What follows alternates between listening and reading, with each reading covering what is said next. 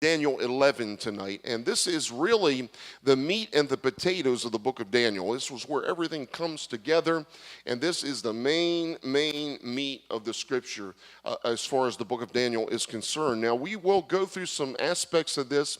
The first several, actually most of the chapter is a lot of historical context, but that all ties together at the end because we see how it comes together as a picture of the coming Antichrist. So we're going to get right into it tonight. And Daniel 11, we're going to start at verse 1, of course.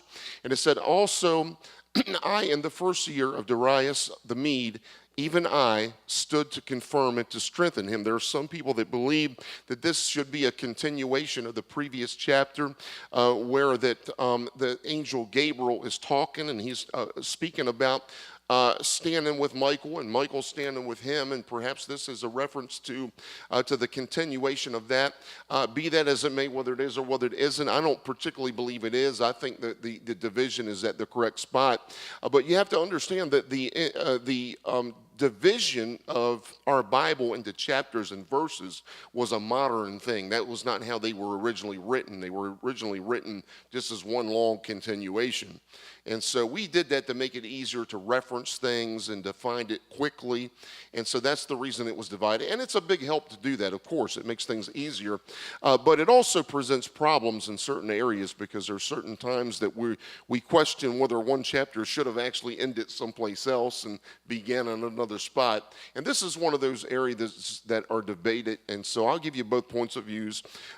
Generally, it's believed that one point of view is that perhaps it is still talking about Gabriel and Michael helping one another and standing with one another. And the reference here is just that it happened in the first year of Darius the Mede. That's one interpretation. The other interpretation, which I happen to favor myself, is that it's speaking, again, yes, in the first year of Darius the Mede, but it's talking about the angel Gabriel is the one that stood by him to strengthen him in his decision and to cause things to happen and work in unison with Cyrus, to cause the Jews to return to their homeland and all these things to transpire and take place.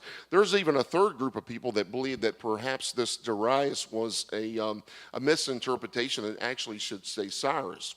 So anyway, those are the 3 points of view. We're not going to stay on that and argue with that a long time. I could make points for each of it that would take a while, but it would take too long, and it's not the main portion of this scripture that I want to deal with. So we're going to move ahead. Verse 2, now we really get into it. "And now will I show thee the truth. Behold, there shall stand up yet 3 kings in Persia, and the 4th shall be far richer than they all. And by his strength, through his riches, he shall stir up against against the realm of Grecia."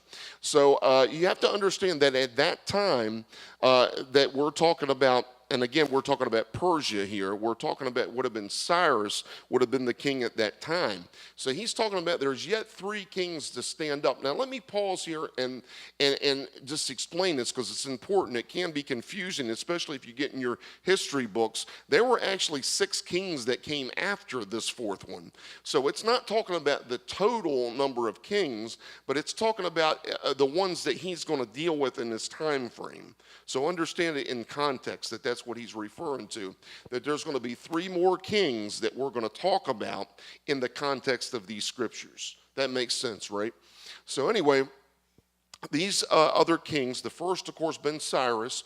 The second was Cyrus' son. And I've got to refer to my notes because there's no way I'm going to remember all this. His son was reigned actually for 7 years. And his son's name, I'm going to spell it to you, Camyses. Some people say Camyses, and that might be right. It might not, because I can't pronounce some of these names right. But at any rate, he reigned for 7 years, and that was from 527 BC to 520 BC. The third one to come on the scene was Darius the First, and he reigned for 35 years, which was from 520 BC to 485 BC. And the fourth one that we read about, and also is referenced in other portions of scriptures, we won't get into that tonight, but the book of Ezra comes to mind, but Esther, I'm sorry, the book of Esther comes to mind. But Xerxes reigned 21 years, and that was from 485 BC to 464 BC. Now, the reason that we got to get into this historical part is because it leads us into where we're going. So we're going to deal with it tonight. Anyway, the wars, I should say, between the Persians and the Greeks were first started by Darius I, and again was really taken to their height by Xerxes. And by the way, both of them were defeated. Neither one of them succeeded in their wars against the Greeks. They tried. This explains later why Alexander the Greek in particular and his father was so angry with the Persians and the Medes. That's why, because they had been attacked for 100 and some years. And of course they were upset. There were multiple attacks upon them. So of course there was animosity between those two divisions of people. So that's where this comes from.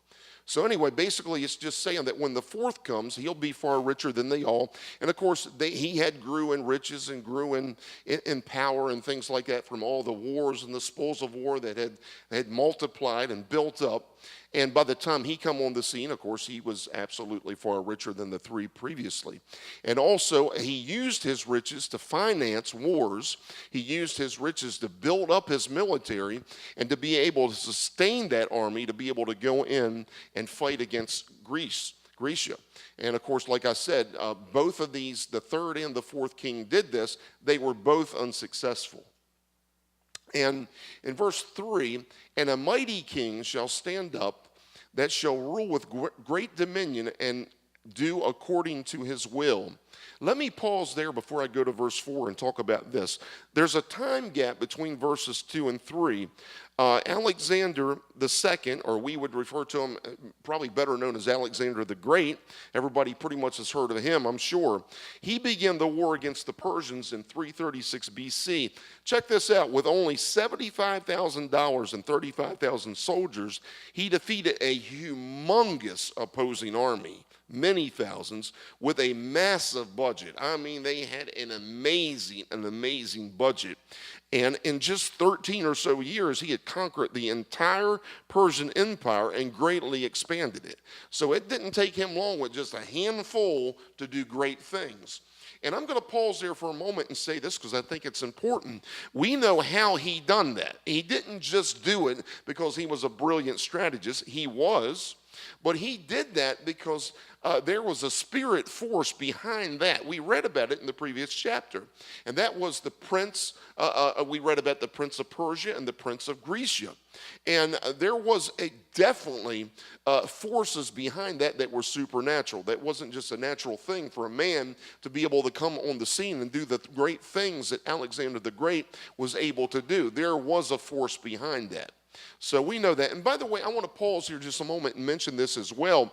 The continuing theme that we see in the book of Daniel, particularly in this 11th chapter, is the theme that God ultimately is in control.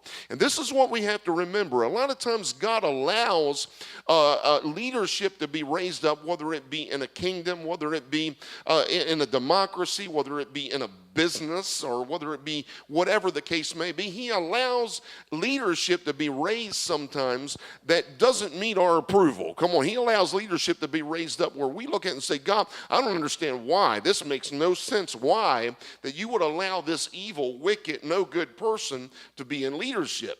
You know, to be a king or a president or whatever the case may be of a country somewhere. And we have to understand the bigger picture of why God does this. Ultimately, again, God is the one in control. He is the one that ultimately has his will.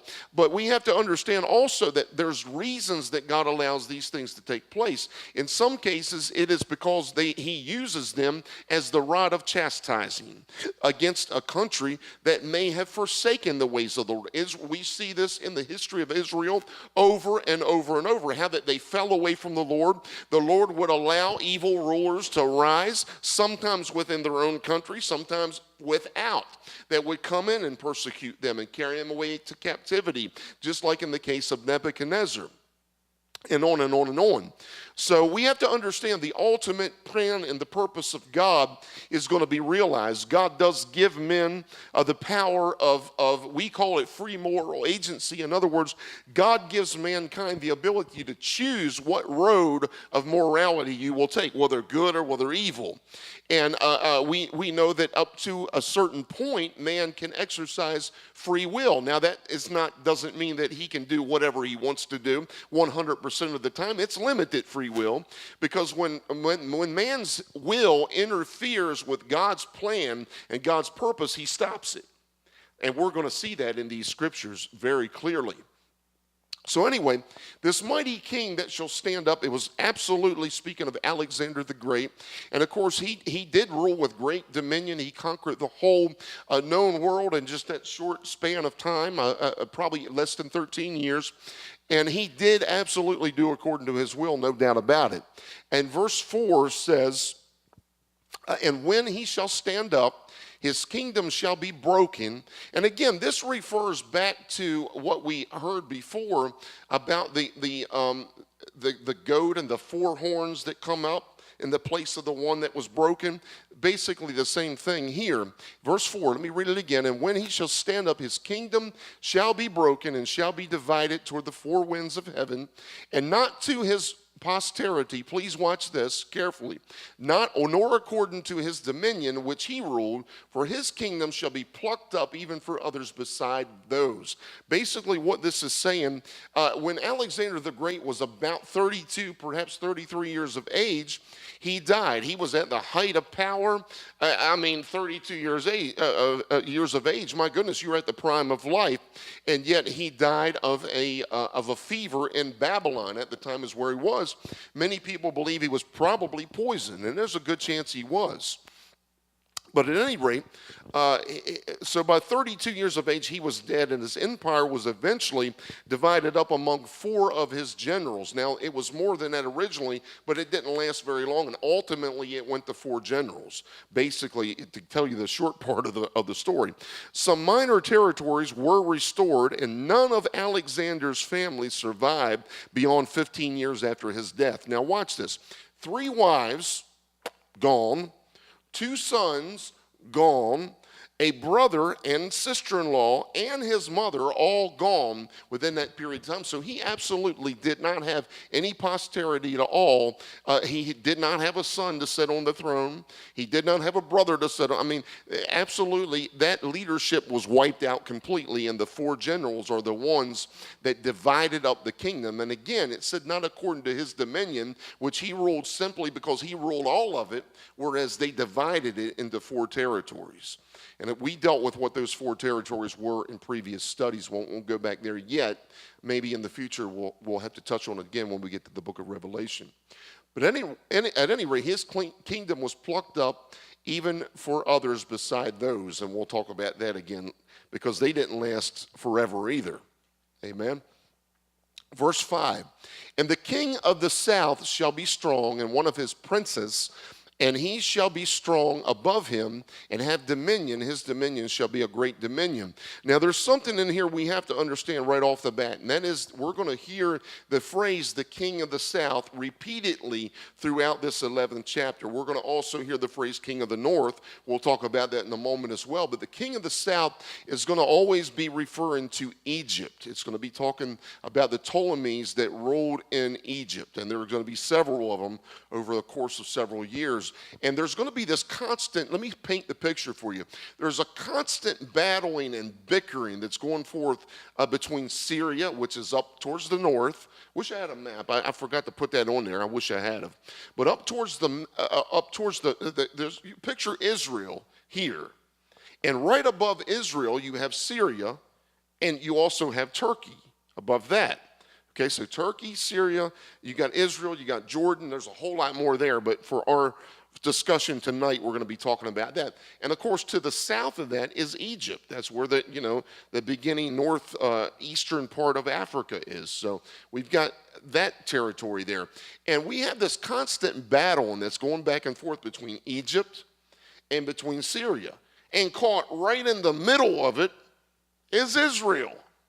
Ain't much change, has there? I mean, they're still in the middle of all this turmoil. But at any rate, this is the constant struggle that you see going on during this time frame, and even beyond towards the time of the end, as we're going to find out. The last days, there's going to be this power struggle as well. So at any rate, the king of the south shall be strong. Now let me read a little bit about this. This was this was Ptolemy the first. Of the south, and of course that was Egypt. One of his princes that refers to Seleucus, or Seleucus, however you want to pronounce that, the first. And he was, by the way, the father or founder of the Seleucid Empire. He lived from 312 BC to 280 BC. He was also called, I'm hoping I'm pronouncing this right, Nicator, I think it's pronounced.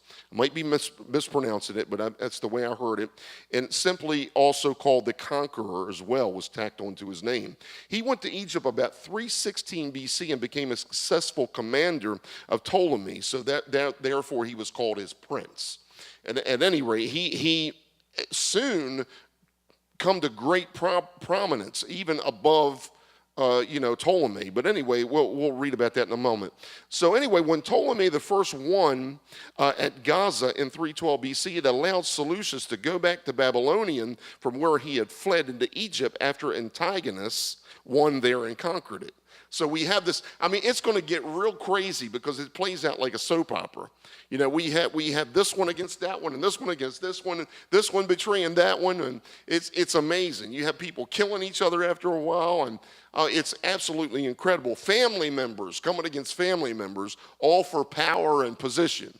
There ain't much change, that's there. But at any rate, this is what you had. This soap opera playing out really in Scripture and in history. So basically, about 9 years later, the whole eastern portion of Alexander's empire had been taken by Seleucus. In 301 BC, he added part of Asia Minor, which today would be modern Turkey, again, right above where Syria is, and Syria. So he conquered both of those territories. The Seleucid era lasted from 312 BC until 65 BC. So it covered a wide span, several years. At any rate, let me try to move on here if I can remember what I've done with my clicker. And I can't. Yeah, here it is. Sorry about that. Let's go into verse 6. And in the end of years, at the end of this situation here, they shall join themselves together. This gets really interesting. I think you're going to like this part. For the king's daughter of the south shall come to the king of the north to make an agreement, but she shall not retain the power of the arm, neither shall he stand, nor his arm, but she shall be given up, and they that brought her, and he that begat her, and he that strengthened her in these times. This is a very confusing portion of Scripture, so I've got to break it apart slowly. In the end of years, they shall join themselves together. Who's it speaking of? Let me just read you. If I can read my own notes here, we'll try to read it. After a period of time, about 65 years is passing during this whole situation here, but about 35 years into this current reign, here's what we have taken place. The kings of the north, which again, the king of the north is Syria. Okay, you have to understand that Syria is of the north. The king of the south is Egypt. They agreed to end the war in 250 BC. Okay, so all these years this war's been going on. 60-some years they're fighting and battling, and they decide we're going to make an agreement. So 250 BC, they make this agreement. Now get this. Now here's what's amazing. They're all the time constantly deceiving each other and lying to each other and sitting at a table and looking each other in the face and shaking hands and making an agreement and lying through their teeth. Again, not much has changed, really, when you think about it. But this is what's going on. This is what they're doing. So check this out. This gets really interesting. The daughter of Ptolemy II, also tacked on his name was Philadelphus. Wow, these names. His daughter, her name, I've heard people pronounce this different ways. I'm not sure which one is correct, because even on the pronunciation guide, you have disagreements how it's pronounced. Some people say Bernice, some say Berenice. I'm not really sure how it's pronounced, but at any rate, this was the daughter of Ptolemy II Philadelphus, again, the king of the south. He gave his daughter over to marry and Antiochus II Theos, which was the king of the north. Now get this. So Syria agreed, or rather this king agreed to put away his other wife because he was already married and already had kids. So now get this. Here was their agreement so that they could patch things up and make things work. His intent was to give his daughter to the king so that his daughter could be some kind of tool that he could use her, to gain an advantage over this king. So it would keep him in the loop and keep him aware and keep him one step ahead. So it was ultimately really a trap is what it was meant to be. So it was a setup. So anyway, but he agreed to put away his wife. Okay, so he put away his wife and their children to enter into this marriage. And he did good for a while, but it didn't last. Okay, so, and when she come, of course, her coming from a king's family, she brought a lot of riches with her. So, of course, he's thinking, man, this is good all the way around, man. I'm getting a new wife, I'm getting an agreement to stop these wars. I'm getting a lot of income coming into my house. In addition to what I already have, things are good. So it worked for a little while. But watch this. Eventually, he divorced her and brought up his former wife and their children sometime later. Her name, by the way, was Laodiceas. Or some people say Laodice. I'm not sure how it's pronounced, but we're going to say Laodice. Anyway, she got concerned that the former wife would be recalled again, just like she was. So, it's just like a soap opera, right? So she's worried about her being put away and the other one being brought back. So guess what she does? She poisons him, poisons her husband, and poisons the ex-wife that was the king's daughter from the other king, and their son. It's just like a soap opera, I'm telling you. So anyway, now watch this. So she poisons all of them, okay, and she has her son, which is Seleucus II, put on the throne. Isn't this crazy? It's just crazy. But anyway, and the second part of this scripture is just saying that Bernice, we'll say, was not to have any of her posterity sit on the throne of Syria. None of them. Not her husband or her son, because they were all killed. And anyway, Laodice poisoned her son and her husband. She was divorced. And of course, that's what it meant by put away. She was put away. She was divorced. Okay? Not only that, that's what it meant by giving up. She had Egyptian women who came with her from Egypt and tried to defend her, but could not. So these are the other people that's talking about, they that brought her, and they that begat her, and they that strengthened her, and all this. So it's going on to say this. He that strengthened her, basically talking about her father. So nobody was able to save her from the fate that she suffered. And it gets even better. Watch this as we go on. But out of a branch of her roots, and we'll talk about this gets interesting, shall one stand up in his estate, which shall come with an army, and shall enter into the fortress of the king of the north, and shall deal against them, and shall prevail. Let me stop on 7, because this gets really good too. So Bernice's brother, okay, he wants to avenge her death. Of course, he's mad because, she gets killed. She gets poisoned to death. And her son and her husband. So, of course, he's mad. So the brother, he decides, and this is Ptolemy III, by the way, now. So we're already here. He took his father's place as king of Egypt when his father died, okay? So her father's dead. The son comes up in his place. So he invaded the Seleucid Empire to avenge his sister's death. The eastern regions of Egypt were annexed. The coast of Asia Minor were ravaged as well. And basically Seleucus II, the king of the north, Seleucus II, son of Laodiceas, is who we're talking about. So all these things are transpiring and taking place. So are you getting the picture so far? So to avenge the death of his sister, he comes and invades, all right? Verse 8, and shall also carry captives into Egypt their gods, with their princes, with the precious vessels of silver and gold, and he shall continue more years than the king of the north. It's simply saying this. Seleucus II died from a fall off a horse, by the way. Strange. And Ptolemy III outlived him by about 4 or 5 years, somewhere in that range there. And that's just simply what it's talking about. Verse 9. So the king of the south, again, this is Egypt, shall come into his kingdom and shall return into his own land. Watch what happened. So verse 9. So he came into Seleucus II's kingdom, and it refers to a second invasion of Syria. So a second time he goes in. The first time wasn't good, so he does it again. However, he heard of a rebellion in Egypt and returned to suppress it. So the whole kingdom of Syria would have no doubt been destroyed otherwise.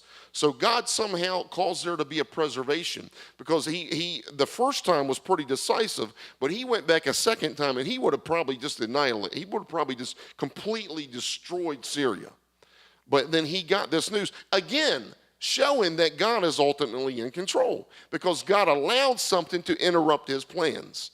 So this is the whole point. I want you to see that. Don't miss that point, that no matter how grandiose man's plans are and how well laid out and how capable he may be of doing something, when God calls a halt to it, that's going to be it. So I want you to see that. Please don't miss that point. And in verse 10, but his sons shall be stirred up and shall assemble a multitude of great forces, and one shall certainly come and overflow and pass through. Then shall he return and be stirred up even to his fortress. And this is really interesting, because Seleucus III and Antiochus III is who this is speaking about. These are the sons, and we're going to deal with them a little bit. Seleucus III had a pretty large force to try and recover his father's territory. After reigning for just 2 years, watch this, he was poisoned by 2 of his own generals. So here we got this continuing theme of poison for some reason. Wow, it gets so interesting. His brother, Antiochus III, then became king and retook Seleucia and Syria. So back and forth we go, back and forth we go. And let me move on. I don't want to spend too much time there. Verse 11, and the king of the south shall be moved with choler. We dealt with that word in previous scriptures. He was furious and mad and angry and upset, and shall come forth and fight with him, even with the king of the north, and he shall set forth a great multitude, but the multitude shall be given into his hand. Here's what happened. Ptolemy Philopator was who he was called. He reigned from 221 BC to 204 BC. Antiochus the Great of Syria declared war in about 219 BC. Philopator beat him at the battle at Raphia. Some of you have probably heard of that, in 217 BC. He oppressed many people, including the Jews, and his kingdom eventually declined, because what he done, he would put people in power that were his buddies and his friends that really weren't necessarily qualified to be there, didn't necessarily serve his better purpose. He just done it for, to be popular and to pacify his friends. And so basically, we're going to see that in verse 12, and it just says, when he hath taken away the multitude, his heart shall be lifted up. Surprise, surprise, the fault of a lot of people, isn't it? Pride. And he shall cast down many 10,000s, but he shall not be strengthened by it. And exactly what we read to you. His kingdom, in spite of all that, still went into a decline.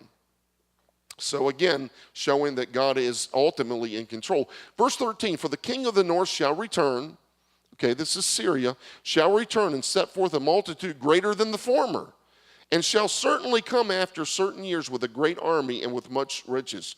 Here's how it played out. Antiochus III, or Antiochus the Great as he was known, he reigned from 223 BC to 187 BC. 14 years after, now watch this is 14 years later, after the defeat at Raphia, he came with a much greater army, and he has a great deal of riches by this time for his other wars. So this is what this is speaking to. So 14 years later, you can imagine, through all the battles and wars, he has accumulated all these riches and all the abilities to sustain warfare, and here he goes again at it. It never ends. It's just constant battling. So verse 14, and in those times there shall stand up against the king of the south also Yeah, also the robbers of thy people shall exalt themselves to establish the vision, but they shall fall. Here's where it gets really, really extremely interesting. How many people have heard the story of the Maccabees, or First and Second Maccabees? Anybody ever heard of that? The history of the Maccabees? How many people ever remember hearing about?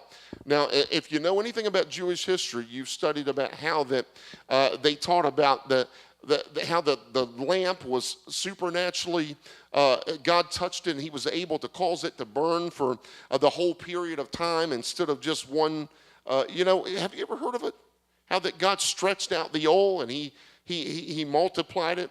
Well, anyway, we'll talk about that in the future. We won't deal with it tonight too much. But anyway, Philip of Macedonia teamed up with Antiochus III and Antiochus the Great to conquer Egypt. In 198 BC, they succeeded. And the Jews were once more under the Seleucids, okay? So Ptolemy the Fifth, or Ptolemy the Illustrious, or also called Epiphanes, not to be confused with Antiochus Epiphanes. This is Seleucus Epiphanes. I told you it gets complicated. He was only 5 years old at the time of Philopator's death. Okay, Rome made him to surrender his conquests. So, been afraid of Rome, of course, he made peace with Ptolemy and gave him Cleopatra. How many people's heard of Cleopatra? This is the famous one's grandmother. How about that? Isn't that interesting? But anyway, he gave him, let me read it again, made peace with Ptolemy and gave him Cleopatra, his daughter, in 193 BC. Let me pause there for a moment because a couple interesting things happened there. When Rome kind of made this declaration, there was a story that they when they stood there on the banks of the shore banks there, and the Romans drawed a circle around him. And so you remember hearing about it. Drawed a circle around him and said, you make up your mind what you're going to do before you come out across this circle. And of course, he feared Rome. He knew he was no match for Rome, so he agreed to this. And basically, to make peace with Ptolemy, he gave. And again, you have to understand because there's this teaming up here that you have, So he understand that. Let me pause here for a moment. He understood that if he didn't give in to the Romans' demands, it gets even more complicated in a little bit. If he didn't, he was going to be in real trouble that he couldn't handle. He knew he was no match for him. So, of course, he wanted to patch things up with Egypt. So here he offers Cleopatra, his daughter, 193 BC. And by the way, I don't know if I made a note about this or not. I don't think I did. But he was still too young. They had to wait 5 years before the marriage could even be consummated. This is how young that he was at the time. But anyway, the robbers of thy people, this is referring to the Jews. What is this note I have? Yes, okay. Anyway, this is referring to the Jews. Some of them, in wanting to be free from Egyptian authority, pledged allegiance with Antiochus III, even supplying his men with provisions. He eventually turned on them, by the way. And a man by the name of Scopas, some people that had history in school may remember this. He was the Egyptian general that Antiochus III had defeated in 198 BC, came while Antiochus was busy elsewhere and subdued them and took a large spoil back with him into Egypt. So get this. It's interesting. He was already the one that was in authority there, but while Antiochus is busy, Scopas decides he's going to go in and he's going to overthrow Israel. So Israel's caught in the middle of all this, They're the brunt of all these problems, It's like everybody is, making them the centerpiece of this fight. They're like the middle part of the rope in a tug of war, So it gets really interesting. And so anyway, let me move on. We're not going to cover too much more tonight. So the king of the north shall come and cast up a mount and take the most fenced cities, and the arms of the south shall not withstand, neither his chosen people, neither shall there be any strength to withstand. Here's how it played out. This is reference to Antiochus the Great recovering Judea and Scopas been defeated. Several cities were taken, and Egypt was unable to stop them from doing it. So even though there's this fake patching up, there was still this this bitterness and this war and this animosity they had towards each other. So, rather than just let Scopas enjoy his little win there, he said, oh no. So he went to recover it, whipped his tail, and Egypt couldn't prevent it. That's basically what it's saying. So in verse 16, the plot thickens even more, as they say.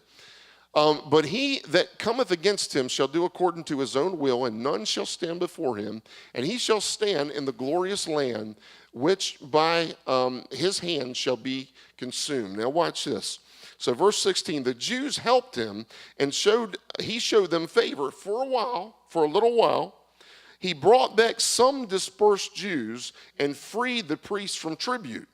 Israel was greatly impoverished, however, by the long wars. So this is basically what it's talking about. By his hands shall many be consumed. The long wars just kind of depleted so many people, really.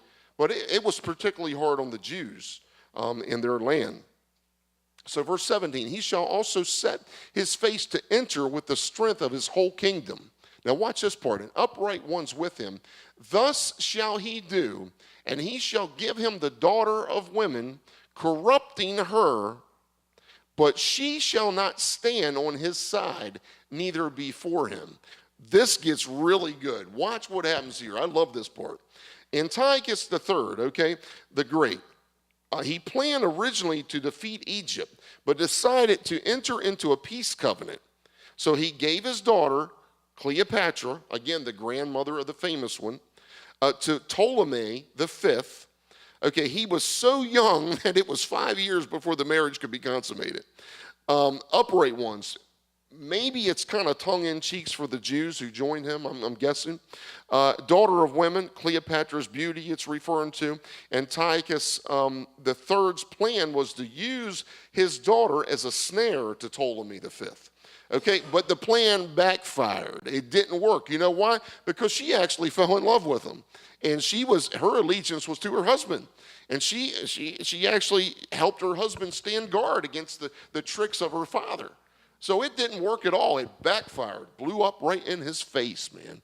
So 18, and after this, shall he turn his face into the isles, and shall take many, but a prince for his own behalf shall cause the reproach offered by him to cease.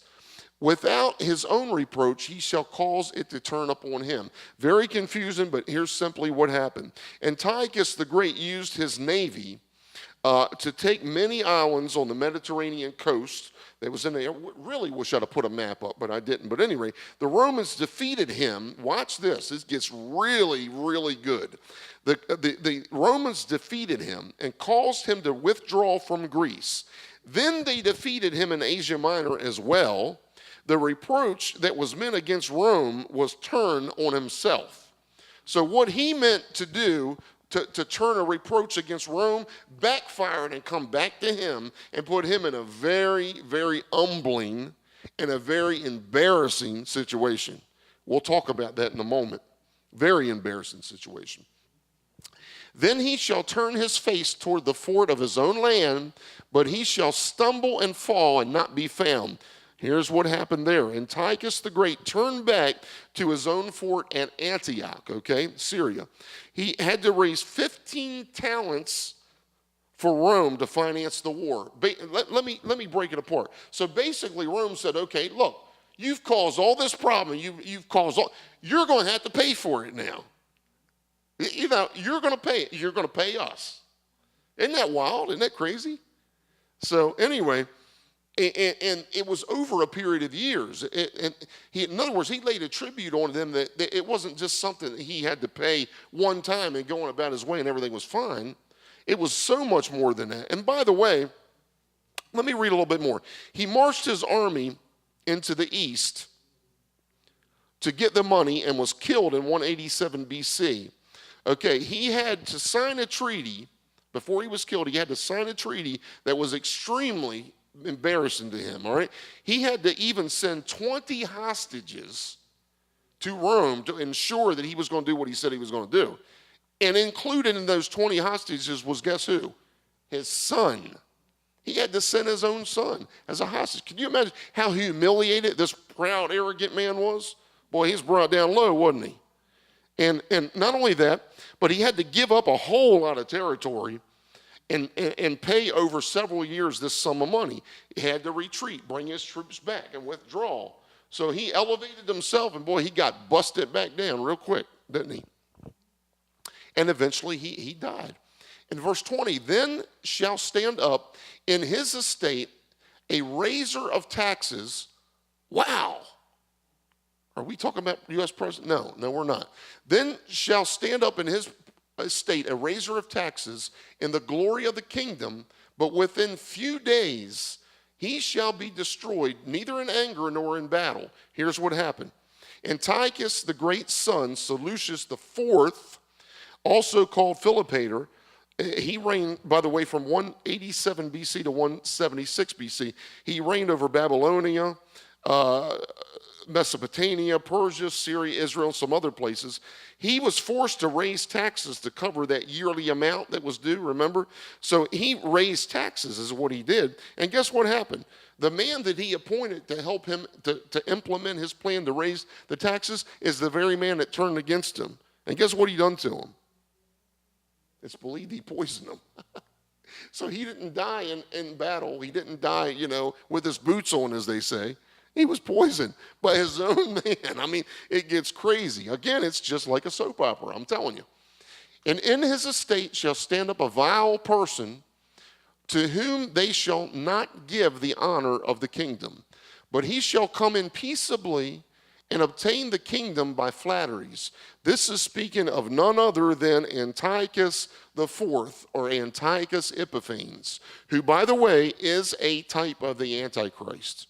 So that's why we spend so much time getting to this point, because he is the picture, he is the Old Testament picture of the coming Antichrist in the days in the future. And so this man is a perfect example of that. He was called, again, Antiochus the fourth, or Antiochus Epiphanes the Illustrious. His reign was from 175 BC to 163 BC. Okay, verses 21 through 34 all refer to him. Whereas verses 35 on is sort of like a turn, things shift and things turn around, and then it's talking about the Antichrist as that shadow. So anyway, all the way up through verses 33, 34, we're dealing with Antiochus here, Epiphanes.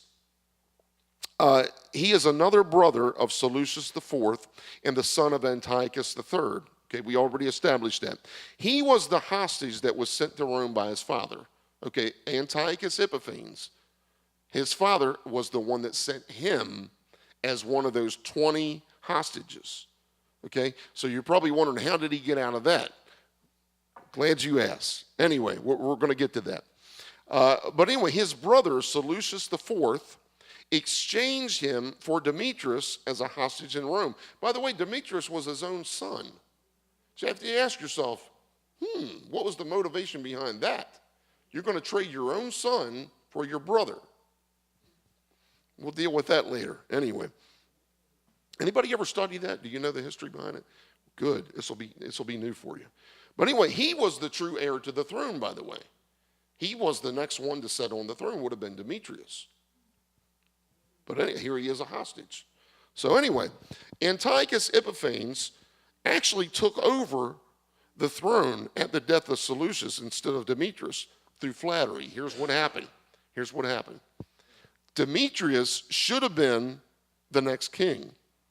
But his father, who was Antiochus Epiphanes' brother, did that little exchange, hostage exchange, and while there's a little interchange going on, he dies. Seleucus dies. The father dies. Okay, so when he dies, did I write that? I didn't write that. I'm going to have to go by memory. So when he dies, what happens is, one of the other relatives goes to ascend to the throne. Well, that didn't last very long, because along came Antiochus Epiphanes, and he started buddying up with everybody he could. Flatteries. Oh, he flattered everybody. He was a politician. He wanted to be friends with everybody. And through that was able to eventually wiggle his way in and overtake and become king. So here he is now king. It gets complicated, doesn't it? Wow. Let me go on a little bit further. And with the arms of a flood shall they be overthrown from before him, and shall be broken, yea, also the prince of the covenant. Now, here's what happened here. The prince of the covenant in this case was, I'm hoping I'm pronouncing this right, Onias, the high priest. There was a man named Jason, okay, that actually bought the office. He bought the office, you know. Instead of the true high priest being there, I told you, it gets wild. He pays money, right, to this crooked king, and the crooked king puts the true high priest out and puts Jason in as high priest.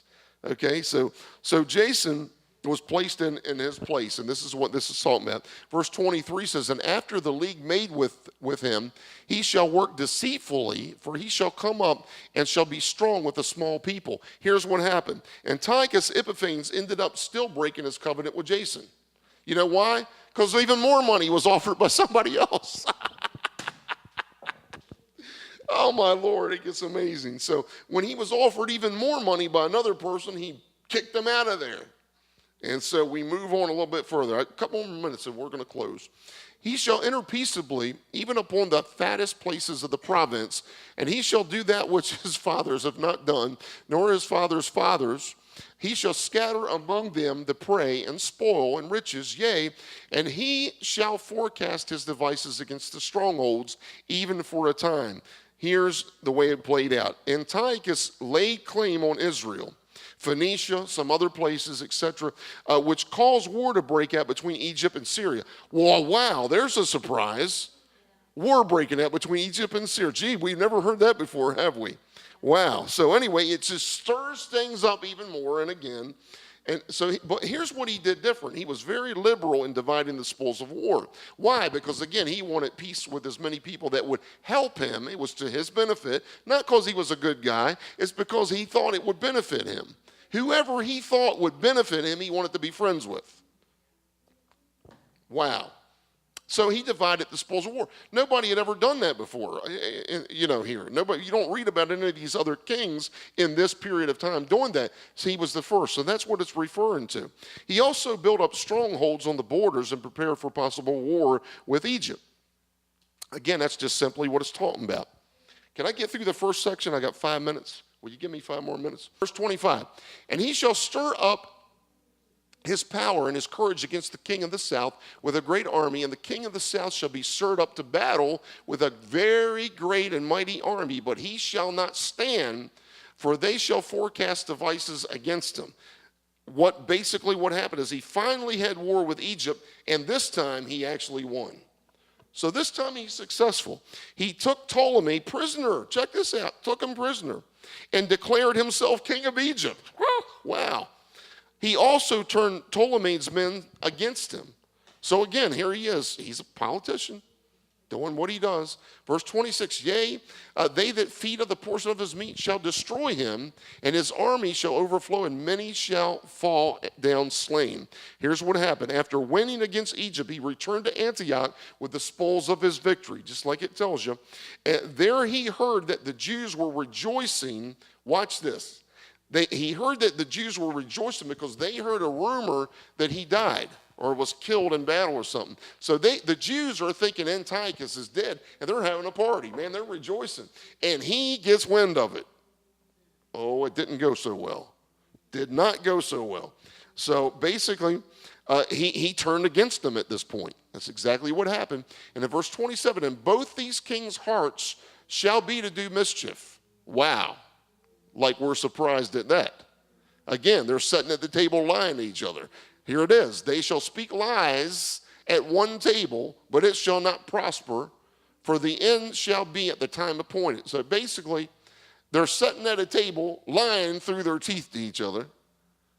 Sounds like peace treaties they have today, doesn't it? Again, nothing much has changed. Let me move on real quick, because I want to close this first portion out, save the rest for next week. Then shall he return into his land with great riches, and his heart shall be against the holy covenant, and he shall do exploits and return to his own land. After winning against Egypt, again, he returned with the spoils of victory. He heard that rumor about the Jews, so he after he done that, he returned to his own land. Let me read you this. I'm trying to think. Did I write this down? I'm not sure. I don't think I did. Anyway, when he returned to his land, of course, he returned with all the riches of the spoils from the territories and things like that. But not only that, like it said, he was against the Holy Covenant. Why was he against them? Because of them rejoicing, because they heard that he had died, and it infuriated them, of course. But at any rate, he did return to his own homeland, the spoils of victory. And in verse 29, at the time appointed he shall return and come toward the south, but it shall not be as the former or as the latter. What's it talking about? Antiochus invade Egypt a second time. However, the second time wasn't successful. And here's what happened. The former time refers to, of course, the first invasion. The second one is talking about his victory over Egypt, except Alexandria. Again, I'm not going to spend a lot of time there. It's in the history books. I want to get to this last couple verses so we can close out tonight. For the ships of Chittim shall come against him. Therefore he shall be grieved and return and have indignation against the holy covenant. So shall he do. He shall even return and have intelligence with them that forsake the holy covenant. Here's the way it played out. The Romans gave him orders to stop the war against his two nephews. Okay, we already know that family issue going on. The Romans told him, it's enough, stop. Of course, you know how he felt about the Romans. He was afraid of them. He was only 7 miles away from Alexandria when it happened. 7 miles away from it. And the Romans said, that's it. It gets even crazier. So watch this. 7 miles away when this happened, while he was in Egypt, he heard that Jason had gathered some men together and was marching against the other priests that paid even more money. Isn't it crazy? I told you, it's crazy. Remember Jason? Jason is the one that bought the priesthood and was overthrown by a guy that had more money. So now he's got his men together, and he's going to go and attack the other priest that paid more money and take his position back. Wow, I'm telling you. Antiochus came into Jerusalem and killed 40,000 Jews. 40,000 Jews were killed by Antiochus. And he sold some into slavery. He boiled a pig. Now watch this. He boiled a pig, and he sprinkled the broth in the temple and upon the altar, thus desecrating it. Not only that, he took away much of the temple treasures. He outlawed the Jewish religion and consecrated the temple to Jupiter Olympius. He offered up a pig on the altar for sacrifice. Desolation. And again, it's a picture of the desolation that's coming in the future. That's a picture of the Antichrist. We see that. So this started the Maccabean Wars. About 4 years later, he died in Persia in war, by the way. So Antiochus, about 4 years after this, God allowed him to continue for 4 more years before he allowed him to be killed in battle in Persia. Understand this. This is real important. The Maccabean Wars, if you have not heard about the Maccabean Wars, I would encourage you to study it. It's fascinating. It is absolutely amazing. The books of 1st and 2nd Maccabees are not considered inspired, but they are considered accurate historical documents. And so there's a lot to be learned from studying that. You can read about those Maccabean Wars and how that things happened there. We're going to be talking more about that as we go in the book of Revelation because it's relevant. But anyway, right now we're going to cover these last 2 or 3 scriptures, and we're going to quit. These are going to be fast. And arms shall stand on his part, and they shall pollute the sanctuary of strength. We just talked about that. And shall take away the daily sacrifice. Again, he outlawed their religion. And they shall make the place the abomination that maketh desolate. Again, this is referring to the pig on the altar that made it absolutely corrupted. It was abominable. And again, 32 is talking about the Maccabeans, and such as do wickedly against the covenant shall be corrupt by flatteries, but the people that do know their God shall be strong and do exploits. God was absolutely, positively with the Maccabeans. What they did was amazing. Now, they were eventually overcome by Rome, but they certainly overthrew this force in Syria. So it just played out perfectly. And again, we're last two verses before we close tonight. We'll save the rest for next week. And they that understood among the people shall instruct many, yet they shall fall by the sword, and by flame, and by captivity, and by spoil many days. Verse 34 with it. Now when they shall fall, they shall be holpen with a little help, but many shall cleave to them with flatteries. Again, this is just talking about basically the Jewish people did have very little help in their battle against Antiochus Epiphanes. I mean, nobody really come to their rescue very much at all. It was the Maccabees just pretty much on their own. But anyway, some were willing to join themselves to the Maccabees when they saw their success in holding back Antiochus Epiphanes. But it wasn't for the right reason necessarily. I mean, they came to him and joined in with him when they thought they were going to overthrow a common enemy, but they wanted no part of it otherwise. It's just like people today. They pick their battles based on what benefits them, not necessarily their allegiance to you, just what benefits them. And so we see the same thing playing out here. We're going to close right here. Actually, we're going to read 35 and then close, and that's it. And some of them of understanding shall fall, to try them and to purge and to make them white, even to the time of the end, because it is yet for appointed time. I wanted to close on this one because this is a somewhat controversial pivot point. The verse after this, definitely, most people agree, most scholars agree that it is moving into talking exclusively about the Antichrist, whereas this verse is the pivot point. And so we understand that at this point there's some aspects that could refer to the Maccabeans, some aspects could refer to the future. So it could be one of those double reference points. But we know at the end what's going to happen. Well, they are going to be purged. They are going to be made white at the end of time, because it is yet for a time appointed. Speaking about the future of when the fulfillment of this will take place, and the Antichrist will be destroyed and cast down, and purity will be restored once more to that temple that's been desecrated in the future.